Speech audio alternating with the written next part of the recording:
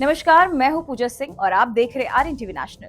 इस्तीफा देबो ना, ये शब्द आज पश्चिम बंगाल की राजनीति में गूंज रहे हैं, क्योंकि मुख्यमंत्री ममता बनर्जी ने साफ कर दिया है कि वो अपने पद से इस्तीफा नहीं देंगी। चुनावी नतीजों के बाद जहां सियासी हलचल तेज हो गई है, वहीं विपक्ष लगातार सवाल उठा रहा है। लेकिन दीदी यानी ममता बनर्जी ने साफ संदेश दे दिया है कि वो पीछे हटने वाली नहीं है। ममता बनर्जी ने न सिर्फ इस्तीफे की अटकलों को खारिज किया है, बल्कि चुनावी प्रक्रिया और नतीजों पर भी गंभीर सवाल खड़े कर दिए हैं, जिससे राजनीतिक तापमान और बढ़ गया है। अब बड़ा सवाल यही है कि जब मुख्यमंत्री अपने पद पर बनी रहती हैं, तो आगे सरकार की दिशा क्या होगी और क्या विपक्ष इस मुद्दे को और तेज करेगा। देखिए इस खास रिपोर्ट में। ममता बनर्जी का बड़ा बयान, मैं हारी नहीं हूं, इस्तीफा नहीं दूंगी। 15 साल बाद सत्ता से विदाई, ममता का वार, निशाने पर ईवीएम और एसआईआर। चुनावी हार के बाद भी सीएम पद छोड़ने से इनकार। ममता बनर्जी ने क्या कहा? पश्चिम बंगाल में चुनाव में हार के बाद ममता बनर्जी ने प्रेस कॉन्फ्रेंस की। इसमें उन्होंने ऐलान किया कि वह मुख्यमंत्री पद से इस्तीफा नहीं देगी। उन्होंने अपनी हार के लिए चुनाव आयोग को जिम्मेदार ठहराया। साथ ही ये भी कहा कि मैं हारी नहीं हूं, मैं इस्तीफा नहीं दूंगी। ममता बनर्जी ने एक बार फिर बीजेपी पर 100 सीटें का आरोप लगाया। उन्होंने चुनाव आयोग पर भी कई आरोप लगाए। ममता बनर्जी ने यह भी आरोप लगाया कि जब वह काउंटिंग सेंटर पहुंची थी, तो वहां उनके साथ मारपीट हुई। प्रेस कॉन्फ्रेंस की शुरुआत में ममता बनर्जी ने कहा कि हम हारे नहीं हैं, हमारी 100 सीटें चुरा ली गई हैं। हमारी लड़ाई बीजेपी से नहीं बल्कि चुनाव आयोग से थी। ममता ने आखिरी में जाते जाते कहा, मैं हारी नहीं, इसलिए मैं राजभवन नहीं जाऊंगी, मैं इस्तीफा नहीं दूंगी। কেন কিসের জন্য?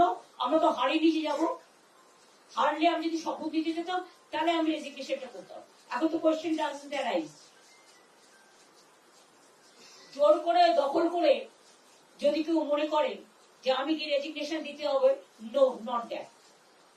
নাও also I want to say that we didn't lose the election. It is their forceful attempt to defeat us. Officially they may, through election commission, can defeat us. But morally I am telling you that we won the election. CM इस्तीफा नहीं दे तो क्या होगा? अगर कोई CM इस्तीफा नहीं देता है तो ऐसे में राज्यपाल के पास विशेष शक्तियां होती है। राज्यपाल पहले हारे हुए सीएम से इस्तीफा मांग कर सकते हैं और इनकार करने पर वो विधानसभा को तुरंत भंग करने का आदेश जारी कर सकते हैं। ऐसी स्थिति में राज्यपाल मुख्यमंत्री को बर्खास्त कर सकते हैं। अगर मुख्यमंत्री की तरफ से कोई कदम उठाया जाता है या फिर कोई बड़ा संकट खड़ा होता है, तो ऐसे में राज्यपाल अनुच्छेद 356 के तहत राष्ट्रपति शासन की सिफारिश कर सकते हैं। राज्यों में संवैधानिक मशीनरी की विफलता के मामले में ऐसा होता है। हालांकि पश्चिम बंगाल के मामलों में चुनावी नतीजे आ चुके हैं और ऐसे में साफ हो चुका है कि राज्य में किसकी सरकार बनेगी। कैसे बनेगी नई सरकार? राज्यपाल के पास अनुच्छेद 164 के तहत राज्य में नया मुख्यमंत्री नियुक्त करने और उसे शपथ दिलाने की शक्ति होती है। चुनाव में हारने वाली सरकार और सीएम की बर्खास्तगी के बाद राज्यपाल विधायक दल के नेता को मुख्यमंत्री चुन सकते हैं, जिसके बाद नई सरकार बन सकते हैं। यानी भले ही ममता बनर्जी इस्तीफा ना दे, लेकिन वो जनादेश के बाद पश्चिम बंगाल की सीएम नहीं रह सकती। विधानसभा का कार्यकाल हो रहा खत्म। पश्चिम बंगाल विधानसभा का कार्यकाल 7 मई को खत्म हो रहा है। ऐसे में संवैधानिक दिक्कत ज्यादा नहीं आएगी। ऐसे में 8 मई तक खुद ही विधानसभा को भंग माना जाएगा और नई सरकार का गठन जरूरी होगा। ममता बनर्जी के सीएम पद से इस्तीफा देने या ना देने का फिर कोई मतलब ही नहीं रह जाएगा।